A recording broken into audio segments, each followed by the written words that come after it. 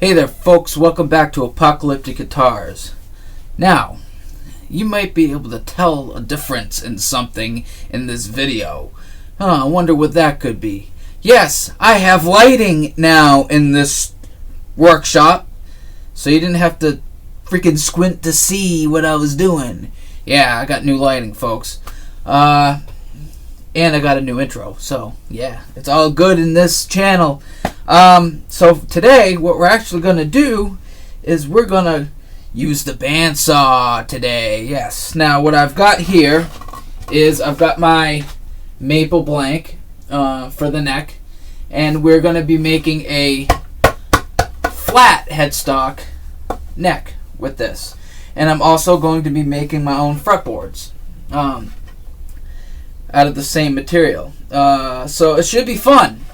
Fretboards and headstock or flat headstocked necks. So let's get to the bandsaw to cut this baby out, shall we? Yes.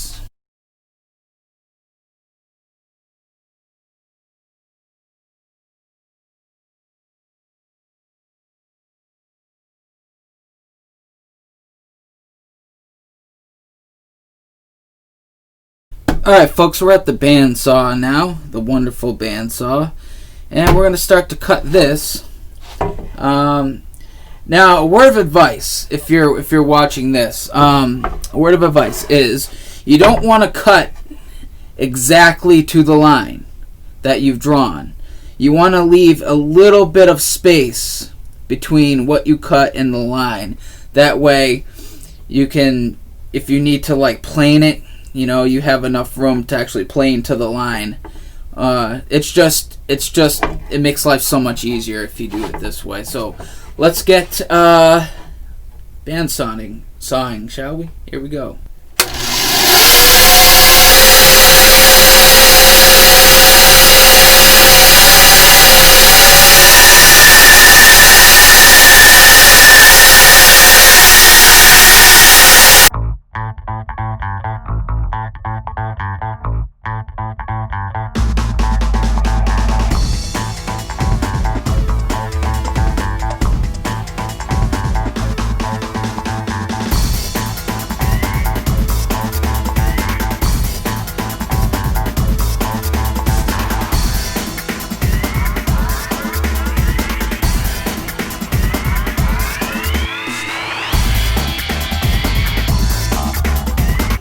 So as you can see, I left a little bit of space on each end.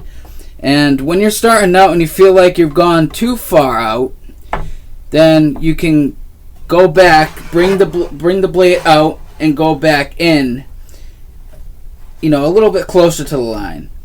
And, you know, with a bandsaw, you never know where it's going to wander or whatever.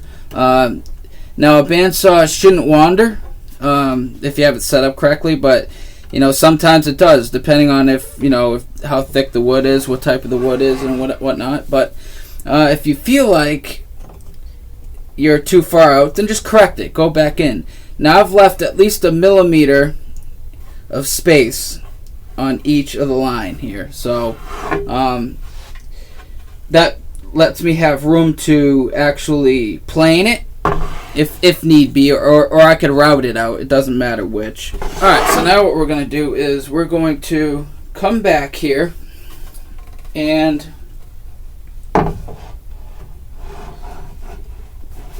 we're going to do this. Here we go.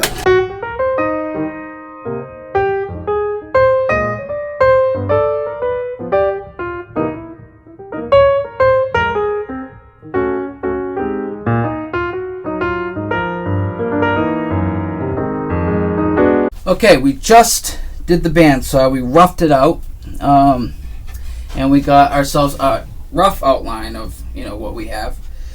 But I do want to stress that the bandsaw is only for roughing out the cut.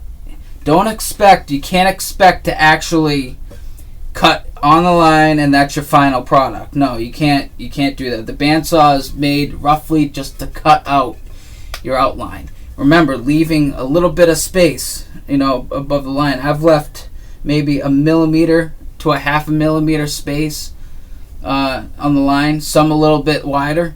That way I can route out, I can plane if need be, and there's still enough room to be accurate with it. So we've got that. The only thing left to do is to clean it up and make it perfect. And we'll do that using the orbital sander, and the spindle sander, the bobbin sander as they call it. So we'll do that. And for the neck line here, the actual neck profile, this side of it, we'll route it out using the template. And so that's perfect. See, the template here goes on like this, and you use a little trick called the super glue and masking tape trick. And basically you do that, and it's basically a clamp without a clamp. So you got the best of both worlds. And then what you do is you route out the neck profile of what you need, and it's perfect that way, honestly. That way you get a very, very accurate neck. So yeah, that's what we're gonna do. Actually, we're not gonna do that in this video, but I thought I would show you that's how you do this type of thing. See, and as you can see, I don't know if you can see it or not, it's very, very small, but there's a space like a 1/2 mil right here. And where was the other one? Down here there's about 1 millimeter. That's all you need for space. You don't need a hugely wide space, but you need enough so there's enough room to make adjustments if you need so be. But don't use bandsaws for your final product. I can't stress that enough. My first time using a bandsaw, I tried that, and let's just say it didn't turn out well. So just remember that, folks. Don't use a bandsaw for your final product. Use it for a rough cutout, and that's it. And then use planers, routers, or even the spindle sanders as your final product. So yeah, we got this. We have, hang on a second, we have the fretboard that we're going to cut out too, eventually. And I have enough here, I think, for another. I think I have enough here for another fretboard, or I have enough for a headless neck, depending on what it is.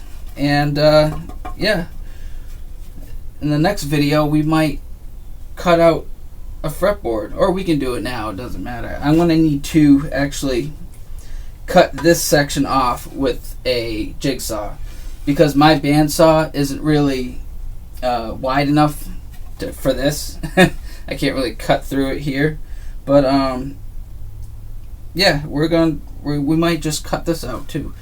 So actually, let's go to the bandsaw. We'll make this fun.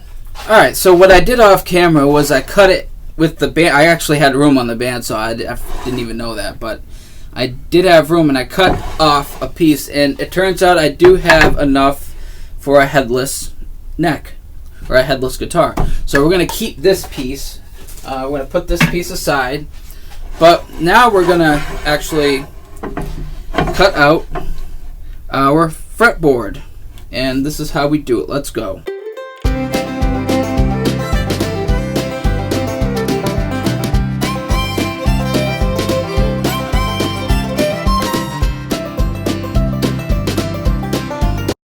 Alright, so we have the fretboard cut out. Now we gotta thickness it. And there are many ways you can thickness it, and you can either use a planer thicknesser or a drum thicknesser, sander, but you can also do it with a bandsaw. But again, you have to leave enough room because we're going to be planing it down, flat. As flat as we can get it. So we need room to actually do it, if you know what I mean. So we'll go back to the bench now, and we'll do that. Alright, so we have the rough neck cut out, just roughly. And then we have our rough fretboard. Now, of course, this is not cut to size, but just to give you a general idea. So you line up the nut line of the fretboard piece, and then you line up the nut line on the neck piece, and this is what it'll be. Now, I do want an overhang. Let me see if I can show you. I do want an overhang of the fretboard.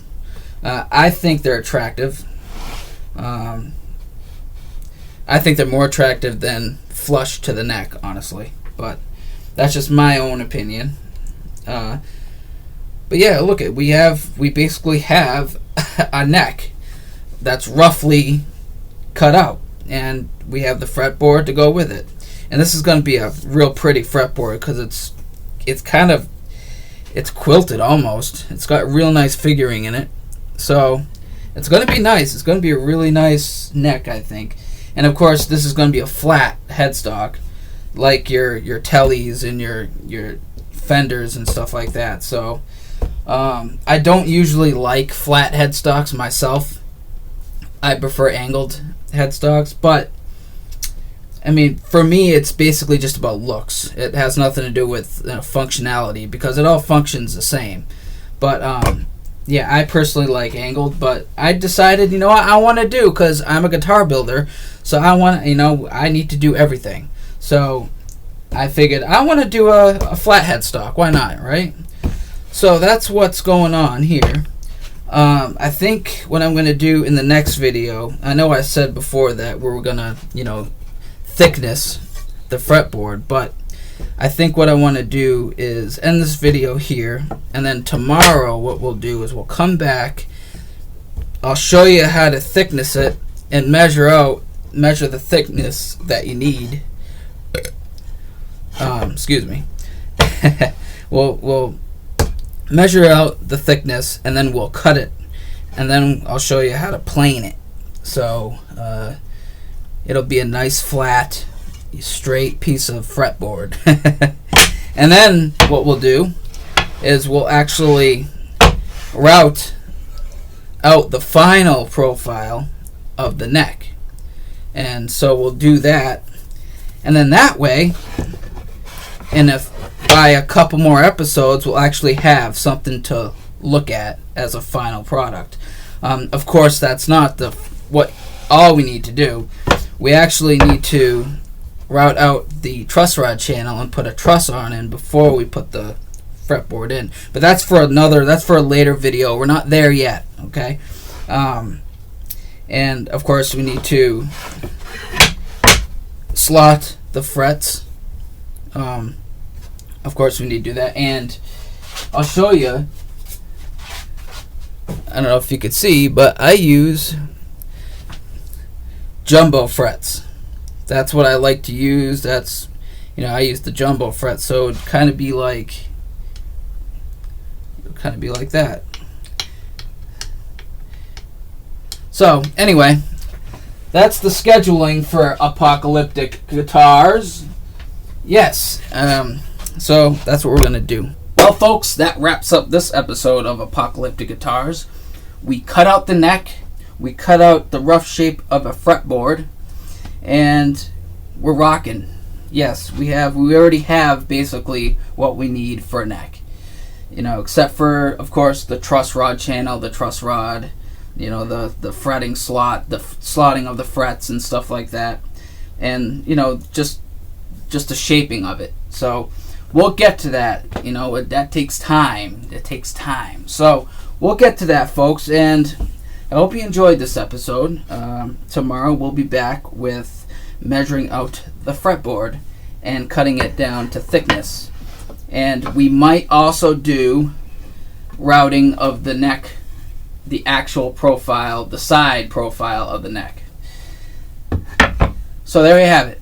I hope you guys enjoyed this new edition of Apocalyptic Guitars with the new lighting and the new intro. I hope it's more entertaining for you. Although I don't know how entertaining that could get, but anyway, we'll be back with more. So take care, everyone. This is Nate, Apocalyptic Guitars. Well, folks, that wraps up this episode of Apocalyptic Guitar. No, do that over. Fuck.